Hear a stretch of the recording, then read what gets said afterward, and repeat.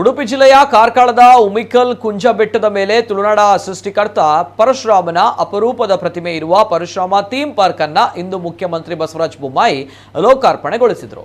ಕಾರ್ಕಳ ಶಾಸಕ ಸುನಿಲ್ ಕುಮಾರ್ ಕನಸಿನಂತೆ ಪರಶುರಾಮನ 33 ಅಡಿಗಳ ಎತ್ತರದ 15 ಟನ್ ತೂಕದ ಕಂಚಿನ ಪ್ರತಿಮೆ ಅಂದಾಜು 2 ಕೋಟಿ ರೂಪಾಯಿ ವೆಚ್ಚದಲ್ಲಿ ಕೊಡಲಿ ಹಿಡಿದ ಆಕರ್ಷಕ ಭಂಗಿಯಲ್ಲಿ ರೂಪುಗೊಂಡಿದೆ. ಕಲಾವಿದರಾದ ಕೃಷ್ಣನಾಯಕ್ ಅವರು ಈ ಪ್ರತಿಮೆಯನ್ನ ಬೆಂಗಳೂರಿನಲ್ಲಿ ನಿರ್ಮಾಣ ಮಾಡಿದ್ದಾರೆ.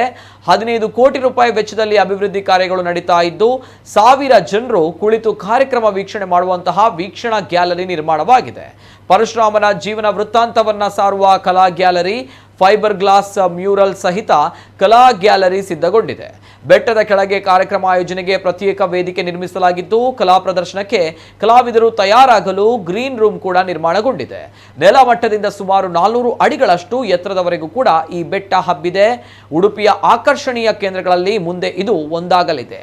ಕಾರ್ಯಕ್ರಮ ಸಚಿವ ಸುನಿಲ್ ಕುಮಾರ್ ಅಧ್ಯಕ್ಷತೆಯಲ್ಲಿ ಜರುಗಿದ್ದು ಕೇಂದ್ರ ಸಚಿವೆ ಶೋಭಾ ಕರಂದ್ಲಾಜೆ, ಉಡುಪಿ ಜಿಲ್ಲಾ ಉಸ್ತುವಾರಿ ಎಸ್ ಅಂಗಾರ, ಶಾಸಕರಾದ ರಘುಪತಿ ಭಟ್, ಲಾಲಾಜಿ ಮೆಂಡನ್, ನಟ ರಿಷಬ್ ಶೆಟ್ಟಿ ಉಪಸ್ಥಿತರಿದ್ದರು.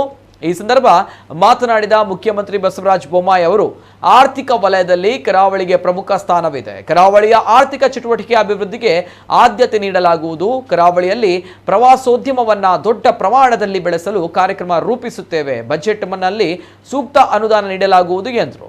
ಇನ್ನು ಪ್ರಧಾನಿ ಮೋದಿ ನಿರಂತರ ಭೇಟಿಯಿಂದ ಬಿಜೆಪಿಗೆ ಲಾಭವಿಲ್ಲ ಎಂದು ಸಿದ್ದರಾಮಯ್ಯ ನೀಡಿರುವ ಹೇಳಿಕೆಗೆ ಪ್ರತಿಕ್ರಿಯಿಸಿ, ಮೋದಿಯವರು ಬಂದಾಗ ಜನಸಾಗರ ನೋಡಿ ಸಿದ್ದರಾಮಯ್ಯ ಭಯಪಟ್ಟಿದ್ದಾರೆ. ತಮ್ಮ ಭಯ ಅಡಗಿಸಲು ಈ ರೀತಿ ಹೇಳಿಕೆ ನೀಡ್ತಾ ಇದ್ದಾರೆ. ನಾವು ಕರಾವಳಿಯನ್ನ ಹಿಂದುತ್ವ ಪ್ರಯೋಗಶಾಲೆ ಮಾಡಲು ಹೊರಟಿಲ್ಲ. ಕಾಂಗ್ರೆಸ್ ತುಷ್ಟೀಕರಣ ರಾಜಕೀಯ ಮಾಡ್ತಾ ಇದೆ. ಒಂದು ವರ್ಗವನ್ನ ತಲೆಯ ಮೇಲೆ ಕೂರಿಸಿಕೊಂಡು ಕುಣಿಸ್ತಾ ಇದ್ದಾರೆ. ಬಡವರು, ದೀನದಲಿತರು, ಹಿಂದುಳಿದ ವರ್ಗದವರು ಹಲವಾರು ವರ್ಷ ಇವರನ್ನ ಬೆಂಬಲಿಸಿದವರು ಕೈ ಬಿಟ್ಟಿದ್ದಾರೆ. ತುಷ್ಟೀಕರಣ ರಾಜಕೀಯ ಮಾಡಲು ನಾವು ಬಿಡಲ್ಲ ಎಂದು ಹೇಳಿದರು.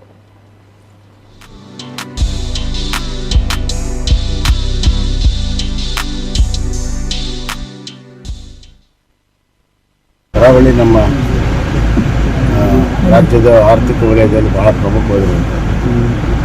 ಸೊ ಇಲ್ಲಿಯ ಕರಾವಳಿಯ ಚಟುವಟಿಕೆಗಳು, ಆರ್ಥಿಕವಾಗಿರುವಂಥ ಚಟುವಟಿಕೆಗಳು, ಸ್ಪೋರ್ಟ್ಸು, ಅಭಿವೃದ್ಧಿ, ಅದರ ಜೊತೆಗೆ ಇಲ್ಲಿಯ ಮೂಲ ಉದ್ಯೋಗ ಏನಿದೆ ಅದಕ್ಕೆ ತುಂಬನ್ನು ಕೊಡುವಂಥ, ಬೆಂಬಲವನ್ನು ಕೊಡುವಂಥ ಮತ್ತು ಈ ಭಾಗಕ್ಕೆ ಟೂರಿಸಮನ್ನು ದೊಡ್ಡ ಪ್ರಮಾಣದಲ್ಲಿ ವಿಸ್ತರಿಸುವಂಥ ಹಲವಾರು ಕಾರ್ಯಕ್ರಮಗಳು, ಯೋಜನೆಗಳು ಮನದಲ್ಲಿದೆ. ಕಾದು ನೋಡಿ ಬಜೆಟಲ್ಲಿ ಏನು ಸರ್ ಅಪ್ಪ ಅವ್ರು ರಾಹುಲ್ ಗಾಂಧಿ ಬಂದರೆ ಜನ ಸೇರಲ್ಲ, ನಾವೇನು ಮಾಡೋಕ್ಕಾಗಲ್ಲ.